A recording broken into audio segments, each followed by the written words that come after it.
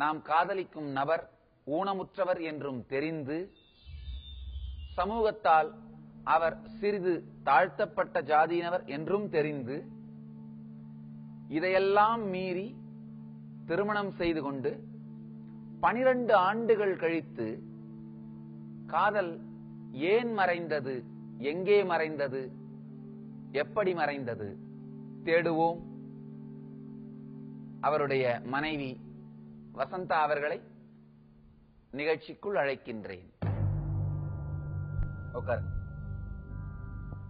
நீங்களா விரும்பிதான் கல்யாணம் பண்ணிக்கிட்டீங்களா? நான் விரும்பிதாங்க சார் கல்யாணம் பண்ணிக்கிட்டேன். எங்க வீட்டு முன்னாடிதாங்க சார் அவங்க வீடு. எங்க பெருமா வீடு வந்து அவங்க வாங்கியிருக்காங்க சார். அதனால அவங்க அப்பா அம்மா எல்லாம் வெளியில வேலைக்கு போயிடுவாங்க. சரி முடியாதவன் டெய்லி ஒரு கூட தண்ணி எடுத்து வைங்க, ஏதோ சாப்பாடு ஒரு வேலை போடுங்க அப்படின்னு சொல்லிட்டு அவங்க அம்மா எல்லாம் வெளியில வேலைக்கு போடுவாங்க சார். இப்ப எங்க பாட்டி அப்பெல்லாம் இருந்தாங்க. அவங்களும் சார் சாப்பாடு செஞ்சு அவங்க இருக்கும்போது அவங்க கொடுப்பாங்க, இல்லைன்னா எங்களை கொண்டு கொடுக்க சொல்லுவாங்க. இப்படி வர சரி அவங்க அப்படியே பேச்சு பழக்கமா இருந்தாங்க சார். அப்படி எங்க வீட்டு பக்கத்து வீட்டுல எங்க கல்யாணத்துக்கு முன்னே அவங்க ஒருத்தங்க கல்யாணம் ஆனவங்களே வச்சிருந்தாங்க சார். அதே எனக்கு நல்லா தெரியும் சார். எப்படிதான் என் மனசு மாத்தினாங்கன்னு தெரியுங்க சார். எப்படியே நானும் அவங்க மேல ஆசை வச்சுட்டேங்க சார். ஒரே ஒரு விஷயமா சொல்லுங்க சார். அவங்க வச்சிருந்தாங்கன்னு சொல்லுங்க, இது வந்து அரசல் புரசலா வந்த செய்தியா இல்ல நீங்களே பாத்துருக்கீங்களா? நானே பாத்துருக்கேங்க சார். எங்க வீட்டு பக்கத்து வீடு தாங்க சார். கட்டாயமா உங்களுக்கு தெரியும்? கட்டாயமா எங்களுக்கு தெரியுங்க சார். அப்புறம் எப்படி அந்த பொண்ணே வந்து உங்களை கல்யாணம் பண்ணி சொல்லிருப்பாங்க? அவங்க வீட்டுல பிரச்சனை வந்து திரும்பி அவங்க குடும்ப கலையற அளவுக்கு ஆயிடுச்சு. அவங்க வீட்டுக்காரர் வெளிநாட்டுக்கு போயிருந்தாரு. வந்து தெரிஞ்சவரும் குடும்ப கலகமாயிடுச்சுன்ட்டு நான் அப்புறம் அவங்க வீட்டுக்கு வர இருக்கு. அப்புறம் என் கூட பேச்சு பழக்கமாயிட்டாங்கன்ட்டு சரி நீ கல்யாணம் பண்ணிக்க அப்படின்னு சொல்லி என்னை சொல்லி மாத்திட்டாங்க சார். முறைப்படி கல்யாணம் எந்த வயசுல பண்ணிக்கிட்டீங்க? முறைப்படி 16 வயசு. ஒரு வருஷத்துல தகராறு பண்ணிட்டு இருந்தது. 16 வயசு இருக்கும். அப்ப கல்யாணம் பண்ணிக்கிட்டீங்க? பண்ணிட்டோம்.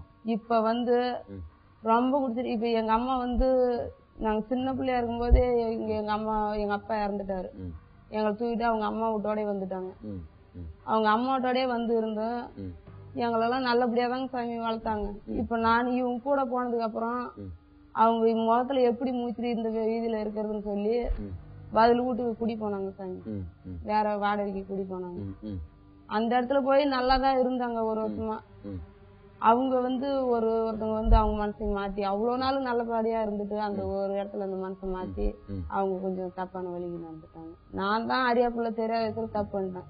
இதுக்கு மேல நான் இந்த இடத்துல இருக்கும்போது என்ன இது சொல் கடன் தானே அப்படின்னு சொல்லி நான் அவங்கள வரக்கூடாது போகக்கூடாதுன்னு சொல்லி எவ்வளவு நாள் பிரச்சனை பண்ணிட்டேன். இது இவங்களுக்கும் நல்லா தெரியும். தெரிஞ்சும் நான் பிரச்சனை பண்ணியும் அதுக்கப்புறம் நான் சொல்ற பேச்சு எங்க அம்மா கேட்கணும்னு அவங்க கிட்ட பேசாதே கொஞ்ச நாள் வரணும். உங்க அம்மா வந்து முறை தவறுனதுனால உங்க அம்மாவுக்கு பாடம் சொல்றதுக்காக அவங்க கிட்ட பேசாமலே இருந்தீங்க? பேசாம ஒரு வருஷம் இருந்தேன். அப்புறம் அவங்களும் இப்ப கொஞ்ச நாளா திருந்திட்டாங்க சாமி. அப்படி இருந்தும் அவங்க கூட வந்தவங்க நான் விட மாட்டேன், நான் இவ்வளவு செலவு பண்றேன்னு சொல்லணும். அவங்களும் அபந்தமான பழி வரக்கூடாதுன்னு சொல்றாங்களேன்னு அபந்தமான பழி போட்டுட்டு அவங்களே அந்த தொடர்ந்து பிரச்சனை பண்ணிட்டே இருந்தாங்க. அதுக்காக நானு இது எங்க அம்மாட்ட உனக்கு என்ன பிரச்சனை, நீ எங்களை என்ன செஞ்சிருக்க, நீ யாரு எங்களை வந்து கேக்குறது, வரக்கூடாதுன்னா வரக்கூடாது அப்படின்னு சொல்லி நான் சண்டை போட்டு அடிச்சுட்டேங்க சாமி அவங்க. அந்த சம்பந்தப்பட்டவர்? ஆமா, அடிச்சதுனால அவருக்கு வந்து தலையில காயம் ஆயிடுச்சு. காயம் ஆனதுனால அவரு போய் எங்க மேல கேஸ் கொடுத்துட்டாங்க அடிச்சுட்டுன்னு சொல்லி. அந்த கேஸுக்கு இவரும் வராரு கூட வந்து இந்த மாதிரி என் பொண்டாட்டி மேல எந்த இதுவும் இல்ல. அந்த சூழ்நிலையில எல்லாம் இவர் வந்து உங்க கணவர் வந்து உங்களுக்கு பெரிய துணையா இருந்தார், பலமா இருந்தாரு, துணையா இருந்தாங்க. சரி. மறுபடியும் அவங்க ஒரு மாசம் கழிச்சு அந்த ஆள் செத்துட்டாரு. அதுக்கப்புறமும் நான் அடிச்சதுனாலதான் அவங்க இறந்துட்டாங்கன்னு சொல்லி திரும்பி அவங்க ஆளுங்க எல்லாம் பிரச்சனை பண்ணாங்க. நாங்க பட்டுதாங்க சாமி கம்மியா இருந்தோம். 4 பேர் வந்து கேட்டாங்க, இந்த மாதிரி நீங்க அடிச்சதாலதான் அவங்க இறந்துட்டாங்க, இப்ப அவங்களுக்கு தூக்குறதுக்கு கொடுங்க, இல்லன்னா அவங்க கேஸ் கொடுக்க போறேன்னு சொல்றாங்க, நீங்க ஏதோ பணம் கொடுங்க. நீங்க பாட்டு கம்மி வீட்டுல இருக்க வேண்டியதாங்க சாமி. இவங்க போய் எப்படி நீ என் பொண்டாட்டி போய் கேட்ப, என் பொண்டாட்டி வந்து கேட்டனா நான் எவ்வளவு தூக்கி போடுறோம் அப்படின்னு வச்சிருவான். அவன் கேக்குற பொண்டாட்டில தூக்கி போடுற வச்சிருக்கோம். நீங்க போய் கேட்க அவங்க இருந்து உங்களுக்கு சப்போர்ட் பண்ணி தான் போயிருக்காரு. சப்போர்ட் இல்லைங்க சாமி, நான் வந்து நாங்க தான் மன்னிச்சுன்னு சொல்லிட்டு திரும்பி அவங்க கிட்ட வேண்டாம் பண்ற மாதிரி போய் கேட்க போய் இவர் ஹஸ்பண்ட் போனாரா, உங்க கணவர் போனாரா? இப்ப இந்த சூழ்நிலை கொஞ்சம் பாருங்க. அவர் வந்து கொஞ்சம் வேகமா செயல்பட்டுட்டாரு, உண்மைதான். ஆனா எதனால செயல்பட்டாரு? உங்க மேல இருக்க அன்பு தானே? எங்க மேல இருக்கிற அன்பு இல்லைங்க சார். வேற என்ன இருக்க முடியும்? அந்த பொண்ணு இப்ப இவர் வச்சிருக்காருன்னு சொன்னோம் இல்லைங்களா, அந்த பொண்ணு வந்து இப்ப அவங்க வீட்டுக்கு வரக்கூடாது போகக்கூடாதுன்னு அவங்க கண்ணெல்லாம் பிரச்சனை பண்ணாங்க. அந்த குரூப் இந்த ஃபேமிலி ஒண்ணா? ஆமா, ஏற்கனவே இவங்களுக்கு அவங்களுக்கு பகை இருந்ததுனால இந்த மூலியமா கேக்குற மாதிரி போய் கேட்டு பழைய பகை இந்த சூழ்நிலை யூஸ் பண்ணிட்டாங்க. ஏதோ ஒண்ணு போட்டு பிரச்சனை வருது, தொடர்ந்து சண்டை பண்ணிட்டு இருப்பாங்க, சண்டை பிடிக்கிறாங்க. ஆமா, அதுக்காக நாங்க பின்னாடி கொஞ்சம் இடம் இருக்குதுங்க, அதுல ஒரு கொட்டை மாரி போட்டிருந்தாங்க. அது ரொம்ப புழுதியா கிடந்தது. அதை சீர் பண்ணி நம்ம அங்க குடி போலாம் அப்படின்னு சொன்னாங்க. சரின்ட்டு நானும் ஒத்துக்கிட்டேன். மேரேஜ் தேர் அப்ப எங்க ஊர்ல மேரேஜ் தேர் போட்டாங்க. சரி நான் போலான்னு சொல்லி ஒத்துக்கிட்டேன். அதுக்கு எல்லாம் இந்த தரை போட்டு கிளீன் பண்ணி நான் போலான்னு சொல்லி ஒத்துக்கிட்டு ஜாமான் எல்லாம் எடுத்துட்டு போய் அங்கெல்லாம் வச்சு சாப்பாடு ஆக்குறாங்க. சாப்பாடு ஆக்குறது எங்க மாமி என்ன பண்றாங்க, இவ எங்க கடந்து வந்தவ, சும்மா வந்தவ, அப்படி இப்படின்னு என் மாவனுக்கு எப்படி எப்படியா பார்த்து நான் பொண்ணு கேட்டிருப்பேன் அப்படின்னு சொல்லி என்னை கேவலமா பேசுனாங்க. அதுக்கும் நான் என்ன சொல்றேன், சரி நம்ம திரும்பி நம்ம அந்த வீட்டுக்கே கூடி போயிடுவோம், இந்த மாதிரி எல்லாம் உங்க அம்மா பேசுறாங்க, எனக்கு இந்த இடத்துல நான் இன்னுமே இருக்க மாட்டேன் அப்படின்னு சொல்லி நான் சொன்னதுக்கு சாமி இவர் என் மேல சந்தேகப்பட்டு பேசுற மாதிரி எங்க மேல சந்தேகப்படுறாங்க. அப்ப நான் தானே உன்னை இங்க இருக்கு சொன்னேன், நீ இருக்கணும், அப்ப நீ எவனை பாக்கிறதுக்காக அந்த வீட்டுக்கு போகணுங்கிற அப்படின்னு இவங்க பேசுறாங்க. நான் இந்த வீட்டுல இருந்தா இவங்க இந்த மாதிரி பேசுறாங்க, அவ 2 வீடு அள வந்துட்டா அப்படி இப்படின்னு அவங்க பேசுறாங்க. நான் யாருக்கு சாமி நான் பேர் சொல்றது? இப்ப மாமியார் பிரச்சனையும் உருவாயிடுச்சு, இவரும் நம்புறதில்ல. ஆமா, நம்புறதில்ல. நான் ஒரு இடத்துக்கு வேலைக்கு போயிட்டு வந்தா அதுல இருந்து பிரச்சனை பண்ணிட்டு அப்பதான் இங்க சொல்லிட்டாங்களே நீ இன்னும் இங்க எப்படி இருந்து வாழ்ந்துரு பாக்கணும். அதுக்காக நான் வேலைக்கு போயிட்டு நேரம் கழிச்சு வந்தா இவங்க எல்லாம் சொல் பேச்சு கேட்டுக்கிட்டு இன்னும் எங்கடி போன, எவனோட போற, அப்படி இப்படின்னு பேசுறதுக்கு ஆரம்பிச்சுட்டாங்க.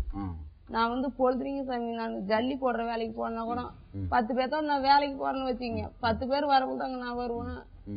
என்னை ரொம்ப கேவலமா பேசிட்டு இன்னும் என்னடி பண்ண, அங்க போனேன் இங்க போனேன்னு ரொம்ப என்னை தொலை பண்ணிட்டு டெய்லி குடிக்கிறதுக்கு ஆரம்பிச்சிட்டாங்க.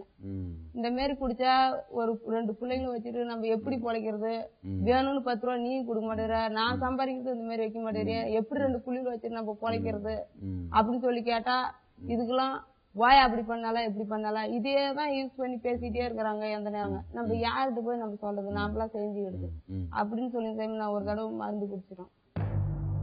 இனிமே இருக்கவே கூடாது அப்படின்னு சொல்லி நான் 4 பேர் சாப்பிட்டு தலையில எண்ணெல்லாம் தேய்ச்சிட்டு தலையோட தண்ணி ஊத்திட்டேன். பணம் ஒரு 8000 நான் வச்சிருந்தேன். பணத்தை எடுத்து பாப்பா நான் இதுக்கு மேல நான் உயிரோட இருக்க மாட்டேன், நீ இதை எடுத்து பெருமாட்ட கொடுத்து ஆயாட்ட கொடுத்து எங்கேயாவது கொடுத்து வச்சுக்கி, என்ன இனிமே நம்பாத, ஒப்பம் பண்றதுக்கு என்னால இனிமே சனஜாதி வீட்டுக்கு நான் போக முடியாது நான் பண்ணு மகள்கிட்ட சொன்னேன். என் புள்ள கத்திக்கிட்டு அப்புறம் அதுக்கப்புறம் ஓடி வெளியில எங்க அம்மா என்ன தின்னு பிடிச்சி அப்படின்னு சொல்லி கத்துவோம். அப்புறம் எல்லாரும் பார்த்து என்ன ஆஸ்பத்திரிக்கு வர முடியாது சொன்னா என்ன வண்டியில கூட்டு போயிட்டு இது குடல் கழுவி நல்ல காப்பாத்திட்டாங்க. அப்பயும் நான் நீச்சு நினைவுலாத கடக்குறேங்க சாமி. எங்க அம்மா இருக்குது என் கூட 3 நாளா ஆஸ்பத்திரியில இருக்காங்க. அப்பவும் நீ சரி நம்ம இப்படி பண்ணால்தான் நான் பொண்டாட்டி இப்படி பண்ணிட்டேன்னு அதை நீ நினைக்கல. ஏய் நடிப்பு நடிச்சிட்டு படுத்துக்கிறியாடி ஆஸ்பத்திரியில, ஏஞ்சுக்கு வீட்டுக்கு வரே என்னடி ரேஷன் போட்டு படுத்திருக்கிறியாடி அப்படின்னு சொல்ற அங்கே ஆஸ்பத்திரியிலே பிரச்சனை பண்ணாங்க. எங்க அம்மா இருந்துட்டு 1-2 முறைக்குள்ள மரியாதை வெளியே போ, என் விட்டு புள்ளி இந்த நிலைமைக்கு ஆகுறதுல நடிப்பு நடிக்கிற வாசனை அப்ப சாவலம் நினைச்சது இந்த மாதிரி பண்றியாடா வெளியே போடா அப்படின்னு சொன்னாங்க. ஏய் நீ முன்ன வெளியே போடி அப்படின்னு சொல்லி அவங்கள அசிங்கமா பேசினாங்க. அவங்களும் சரி என்ன பண்ண நம்ம புள்ள நல்லா வந்தா போதும் அப்படின்ட்டு அவங்களுக்கு ஒத்துக்காம இருந்தாங்க. அதாவது ஒரு விஷயமா சொல்லுங்க, உங்களுடைய குழந்தையோட எதிர்காலம், உங்களுடைய பாதுகாப்பு, இந்த 2க்காகவாவது அவர் மாறுவதற்கான வாய்ப்பு இருக்கு அப்படின்றத ஒரு வாய்ப்பை நம்ம எடுக்க முடியும் இல்லையா? எனக்கு விருப்பம் இல்லைங்க, அவர்கிட்ட முகம் கொடுத்து எனக்கு பேச விருப்பம். அந்த அளவுக்கு என்னை அசிங்கம் பண்றாங்க. நீ பக்கத்துல சேர்ல உக்காந்துட்டு உன் அண்ணனை விட்டு அடிக்கிற, நீ என் ஜாமன் சட்டை தூக்கி வெளியில போட்டு இந்த அளவுக்கு எல்லாம் எனக்கு கேபன் பண்ணிட்டு இதுக்கு மேல என்னால. அதாவது அவர் செஞ்சதெல்லாம் சரி நான் சொல்லவே இல்லம்மா. ஒரு பெண்ணை அடிப்பவன நான் மனுஷனே நினைக்கல. எந்த அளவுக்கு நான் என் சனஜாதி விட்டு உன்னை நம்பிதானே வந்தேன். அதுதான்மா ஒரு எந்த அளவுக்கு வச்சு வாழணும். நான் இன்னைக்கு அப்படியே நீ எப்படிலாம் எவ்வளவு கஷ்டப்பட்டு கேவலப்பட்டு இன்னைக்கு நான் நிக்கிறேங்க. என்னால இதெல்லாம் ஏத்துக்க முடியலைங்க. இதுக்கு மேல ஒரு விஷயம் தெரிஞ்சுக்கோமா, ஒரு மனிதனுக்கு அவருடைய பிரச்சனை என்னன்னு தெரிய ஆரம்பிச்சுன்னா கட்டாயமா எல்லோருமே நல்லவர்களா மாற முயற்சி பண்றாங்க. பிறப்பாலே யாருமே கெட்டவர்கள் இல்லை, அறிவின்மையினால் கெட்டவர்களா இருக்கவங்க தானே தவிர பிறப்பால கெட்டவர்கள் இல்ல. இப்போ அவருடைய பிரச்சனை அவருக்கே புரிய வச்சிருக்கேன். அது மட்டும் இல்லாம புதிய பொறுப்பெடுத்து வாழறதுக்கு அவர் தயாராகவும் இருக்காரு. என்னன்னு பேசிதான் பார்ப்போம்.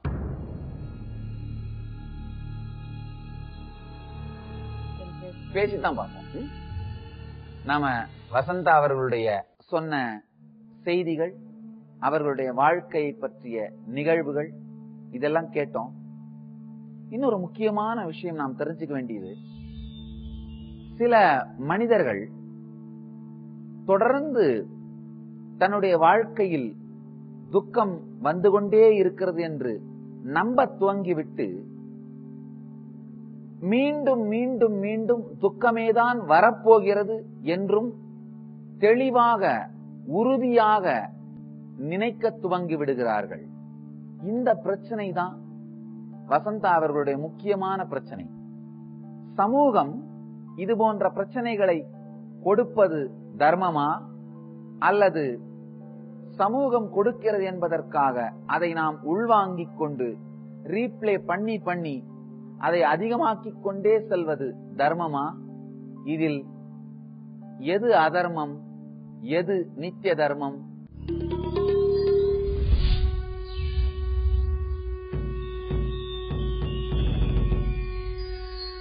வசந்தாவின் கணவர் செல்வராஜ் அவர்களை நிகழ்ச்சிக்குள் அழைக்கின்றேன். குச்சிதான் ஒண்ணு பெருசா கிடைச்சது அடிக்கிறதுக்கு, தேடிட்டு போய் எடுத்து அடிக்க தேவை, கையில இருக்குது இல்ல. நீங்க உங்களுடைய எப்படி உங்களை பத்தி நீங்க சொன்னீங்களோ, வாழ்க்கையில பிரச்சனை நீங்க என்ன சொன்னீங்களோ, இப்ப அவங்க சொல்ற அத கேட்கும் பொழுது நீங்க முழுக்க முழுக்க எங்கிட்டையும் போய் தான் சொல்லிருக்கீங்க. ஒரு 4% தான் உண்மை இருக்கு, மீது 3/4 ஒரு மாதிரி தான். இவருங்க, எனக்கு இந்த மாதிரி ஒரு மகள் இருந்தா உங்களோட வாழ நான் அனுப்ப மாட்டேன், புரியுதுங்களா? ஆனா என் மகளுக்கு ஒரு மகள் இருக்கிறார் நினைக்கும் பொழுது இந்த முடிவை நான் எடுக்க வேண்டியதா இருக்கு. நீங்க நியாயப்படுத்தணும்னு நினைச்சீங்கன்னா கட்டாயமா முடிவு நீங்க 2 பேரும் தனித்தனியா இருக்கணும்ன்றதா முடிவா இருக்க முடியும். இல்லைங்க, நீ சொன்ன அது வாழணும்னா அது ஒரு வார்த்தை அவங்க என்ன சொன்னாங்கன்னா, என்ன பாண்டியன்னு ஒரு அசிங்கமா திட்டி இனிமே வரமாட்டாங்கன்னு சொன்னா. நல்லா புரிஞ்சுக்கோங்க, நீங்க அவங்கள படுத்தி இருக்கிற வேதனைகளுக்கு அவங்க உங்களை என்ன செஞ்சிருந்தாலும் அது தகும். நீங்க ஆன்றதுக்காக நான் குற்றம் சொல்றேன்னு நினைக்காதீங்க. 2 முறை தற்கொலைக்கு முயற்சி பண்ணிருக்காங்க. ஒரு முறை தாங்க, ஒரு முறை பொய்யன். அவங்க முயற்சி பண்ணணும்னு நினைச்சாலே அது உங்களுக்கு அசிங்கம், உங்களுக்கு அவமானம். எந்த விதத்திலையுமே நியாயப்படுத்திக்கிறதுக்கு ஒரே ஒரு துளி கூட உங்களுக்கு அருகதை கிடையாது. இப்ப நீங்க நியாயப்படுத்தணும்னு நினைச்சீங்கன்னா அவங்க போய் அவங்க தனியா வாழ வேண்டியதுதான், நீங்க தனியா வாழ வேண்டியதுதான். ஆனா நடந்ததுக்கு நீங்க பொறுப்புன்னு நினைச்சு சூழ்நிலையை மாத்த முடியும்னு, இதுக்கு மேல நீங்க மாற போறீங்க அப்படிங்கறத எனக்கு மட்டும் இல்ல அவங்களுக்கும் உறுதி கொடுத்து அவங்களுக்கும் அந்த நம்பிக்கையை ஏற்படுத்தினா மட்டும்தான் வாழ போறீங்க. நீங்க என்ன சொல்லணும்னு நினைக்கிறீங்க சொல்லுங்க. அதான் சொல்றேன், அவங்க வாழ்க்கை ஒருத்தர் வந்தா நான் அவங்க எது வேணாங்கிறாங்களோ என்ன வேணாங்களோ நான் விட்டுறேன். எனக்கு ஏத்த மாதிரி நடக்கு, நான் கேட்கறது கொஞ்சம் ஒத்துழைப்பு. முதல்ல எதையுமே கேட்கறது உங்களுக்கு தகுதி இல்லை. ஏன்னா நீங்க அளவுக்கு மீறி காயப்படுத்தி இருக்கீங்க. அவங்களை எதிர்பார்க்கிற மாதிரி வாழ்க்கையை நீங்க மாத்திக்கிறது என்னென்னலாம் பண்ண போறீங்க அதை முதல்ல சொல்லுங்க. என்ன எதிர்பார்க்கறேன்னு எனக்கு புரியல. என்ன எதிர்பார்க்கறேன்னு இவ்வளவு நாள் வாழ்ந்தப்பறம் அவங்க என்ன எதிர்பார்க்கறாங்க உங்களுக்கு தெரியலன்னு சொல்றது முழு பொய். இல்லைங்க, இது நல்லா புரிஞ்சுக்கோங்க. நீங்க பார்த்த பெரியவங்க நீங்க சொல்ற வார்த்தைகளை வச்சு உங்களை எடை போடுவாங்க. என்னால உங்களுடைய மனசை நேரடியா படிக்க முடியும். அதனால தயவு செஞ்சு தெளிவா சொல்லுங்க. தெளிவுதாங்கய்யா. இது இவ்வளவு நாள் வரலங்கட்டா அது வேணும் இது ஒண்ணு கேட்கல. கடைசியா ஒரு வாட்டி பிரச்சனை பண்ணது எனக்கு இடம் இல்ல வீடு இல்லன்னு பிரச்சனை. அது கூட என் அப்பா அம்மாட்டே அவர் என்னென்னலாம் பண்ணணும்னு நீங்க அவ்வளவுதான் சொல்லுங்க. வேற ஒண்ணும் இல்லை சாமி. என்னை ஏற்கனவே நான் எது இல்லாத பொண்ணு என்னை வீதியில அனுப்பி விட்டாங்க. இப்ப இதுக்கு மேல நான் இவங்களை எதை வச்சு நம்பி போறது? இந்த கேள்விக்கு என்ன பதில் சொன்ன நினைக்கிறேன். அவங்களுக்கு எப்படி நம்பிக்கை கொடுக்க போறீங்க? இதுக்கு மேல நம்பிக்கை நல்லா இப்போதைக்கு நான் சொல்றேன். இவ்வளவு பிரச்சனைக்கு நான் ஒரு 50,000 60,000 கட்டாத்துல தான் இருக்கிறேன். தொழிலே கூட ஒரு கடை வாசல் தான் தொழில் இல்ல. இன்னொரு தகாத உறவு வச்சிருக்கீங்க, அதை வெட்டி விட்டு ஆகணும். அது பிராமிஸே அது ஒரு ஆலயத்தில் சொல்லலாம். அதை நான் விட்டே 2 வருஷத்துக்கு மேல ஆகுது. இதுக்கு மேல அது தொடரக்கூடாது. தொடர மாட்டேன். நான் தொடர மாட்டேன். அதை வச்சு ஏதோ இப்போ இதுக்கு மேல இவங்களை நல்லபடியா வச்சிருக்க போறீங்கன்னு எப்படி அவங்களுக்கு நம்பிக்கையை கொடுக்க போறீங்க? எந்த அளவுக்கு நான் 20 அளவுக்கு இவ்வளவுதான் என்னோட பின்னுட்டி பண்ணுவாங்க. குடியேறா விட்டேன், அப்பா அம்மாவை பிரச்சனை வராது, மற்ற பிரச்சனை நான் சந்திக்கிறேன், நான் பாத்துக்கிறேன். நீயா எந்த உன் வேலை தப்பு இல்லாம நடந்துக்க. இதுதான் என்னோட சொல்ல முடியும். இதுக்கு மேல நீ என்ன எதிர்பார்க்கறாங்கன்னு எனக்கு தெரியல. என் மேல எந்த இல்ல என்னதான் தப்பு இது இப்ப மொத்தமா அவங்களுடைய மொத்த கதையும் கேட்ட பிறகு என்னால தெளிவா சொல்ல முடியும் அவங்க மேல எந்த விதமான தப்புமே இல்லைன்னு. இப்ப அதாவது இப்ப நீ இவ்வளவு நாள் போயிட்டு வந்தேன்னு யாராவது ஒருத்தன் குற்றான்னு சொன்னா கூட அது என்ன குறை கேட்டே அப்ப அவங்க சொல்றாங்க நீ கேளு அப்படின்னா நான் எப்படி கேட்பேன்? கட்டாயம் நீங்க கேட்டுதான் ஆகணும். தாயினா கேட்கலாம், கேட்டுத்தான் ஆகணும். அவங்களுக்கு வந்து மற்றவர்களிடமிருந்தும் பாதுகாப்பு கொடுக்க வேண்டியது உங்க பொறுப்பு தான். தரங்கயா தரும் என்னோட. ஏன்னா மற்றவர்கள் அவங்கள பழிக்கிறது நீங்க அனுமதிச்சிருக்கீங்க. நான் இப்ப இது ஒரு நாள் அது முடிய அனுமதிச்சதே கிடையாது. நல்லா புரிஞ்சுங்க. பல நேரத்துல வீட்டுக்கு வெளியில அவங்களை அவதூறு பண்ணிருக்கீங்க, சண்டை பிடிச்சிருக்கீங்க. அப்ப நேச்சுரலா நீங்க அவங்கள வீட்டுக்கு வெளியில சண்டை போடும் போது மத்தவங்க அவங்களை அவதூறு பண்றதுக்கான சூழ்நிலை ஏற்படுத்துறீங்க. நானே உள்ள கூப்பிட்டு போகும்போது அவங்க தான் வெளியில வந்த மாதிரி கத்துவாங்க. குடிச்சிட்டு வந்து நான் கேட்டது என்கிட்ட சண்டை, நான் அப்படிதான் செய்வேன், அப்படிதான் போவேன், ஓயா கொடுத்ததா ஒக்கா கொடுத்ததான்னு பேசுறேன். இதுக்கு நான் ஒண்ணு கேட்டு என்னை அடிச்சு கழுத்து பிடிச்சி நெரிச்சு மூச்சு பேச்சுலாம் போட்டு ஓடியாந்து என் மாவை கத்துந்து ஐயோ எங்க அம்மா போச்சு ஐயோ ஐயோன்னு கத்துட்டு என் புள்ள வெளியே போனது. அப்புறம் எங்க அம்மா ஓடி அட கொலகார பாதி இப்படி பண்ணிட்டேறான்னு சொல்லி அந்த குச்சி எடுத்து ஒரு அடி அடிச்சுட்டாங்க. அதை அப்படியே தலையில போட்டுச்சு தாயம். நல்லா தெரிஞ்சுக்கோங்க. அதுக்கு முன்னாடி நீங்க செஞ்சது எல்லாமே எல்லாத்தையும் மறந்துடுறோம். இப்ப கடைசியா யார் பொறுப்பு? இந்த மொத்த சூழ்நிலையும் திரும்பவும் நல்லபடியா குடும்பமா மாறுறதுக்கு நீங்க தான் பொறுப்பு. நான் மட்டுமே தான் பொறுப்பு. ஏன்னா நீங்க தான் அதை சிதைச்சிருக்கீங்க. சிதைச்சோ நானே எடுத்து நானே செஞ்சுக்கிறேன். சிதைச்சத திரும்ப சரி செய்யறது யார் பொறுப்பு? நீங்க தான் பொறுப்பு. செஞ்சுக்கணும். இப்போ நீங்க பொறுப்பெடுத்து அதை மாத்த போறீங்கன்றத அவங்களுக்கு வேற என்னென்ன விதத்துல சொல்ல வைக்க போறீங்க சொல்லுங்க.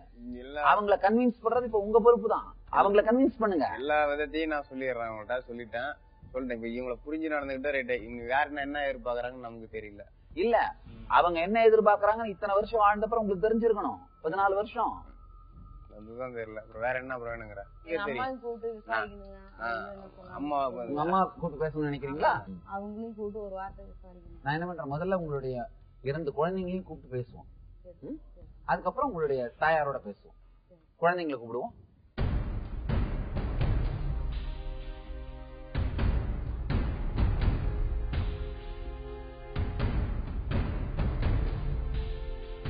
இந்த கையை ஒடிச்சு அவனால நான் பட்ட கஷ்டம் கொஞ்சம் இல்ல. நம்மளுக்கு வந்தவங்க தான் அப்படின்னா நம்ம பிள்ளைக்கு இந்த நிலைமையில நான் எவ்வளவு கஷ்டப்பட்டு எம்மாலும் நான் என் பிள்ளைங்க இருக்கிறானுங்க. இன்னைக்கு அவளையும் என்னை விட்டு பிரிச்சு எம்மாலும் என்னை கொடுமுடி பண்ணி வச்சுட்டாங்க தெரியுமா?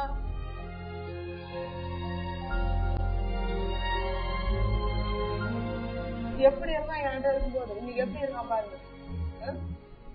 கடைசி வரைக்கும் நான் விட்டுட்டு நீ வச்சு காப்பாத்திருவா உங்களை நீ ஒரு நல்லா புரிஞ்சுங்க. சொல்லுங்க.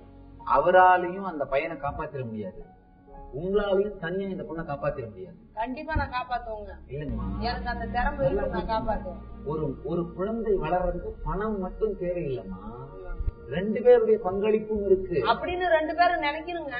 அது வாழ்க்கை 2 பேருமே இறங்கி ஆகணும். இப்ப அவர் வார்த்தையாலையாவது இறங்குறேன்னு சொல்றாரு. வார்த்தையால சொல்லும் பொழுதே ஒரு சாத்தியம் இருக்கு. இந்த 2 குழந்தைங்களுக்காக முயற்சி பண்ணி பார்க்கலாம்.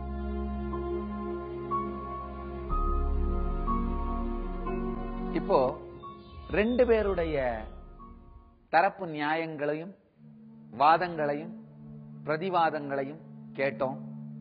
ஆழ்ந்து பார்க்கும் பொழுது அளவுக்கு மீறி வசந்தா அவர்கள் கொடுமைப்படுத்தப்பட்டிருக்கிறார் அப்படிங்கறதுல எந்த விதமான சந்தேகமும் இல்லை. செல்வராஜ் செய்தது சரியா, வசந்தா செய்தது சரியா என்பதை பார்ப்பதை விட ஏன் செல்வராஜ் இதுபோல் இயங்குகிறார், ஏன் வசந்தாவின் மனம் இதுபோல் இயங்குகிறது என்பதை பார்த்து அவர்களுக்கே அறியாமல் அவர்களுக்குள் இருக்கின்ற பிளைண்ட் ஸ்பாட்ஸ் சொல்லுவோம், நாமே நமக்குள் நம்மை பற்றி தெரிந்து கொள்ளாமல் தெரிந்தும் கண்டுகொள்ளாமல் விட்டுவிடுகின்ற பிளைண்ட் ஸ்பாட்ஸ், அதை இருவருக்கும் தெரியப்படுத்தி அதை அவர்கள் உணர்ந்து வாழ்க்கையை மாற்றிக்கொள்ளும் வழிதான் நித்திய தர்மம். அதை தொடர்ந்து காண்போம்.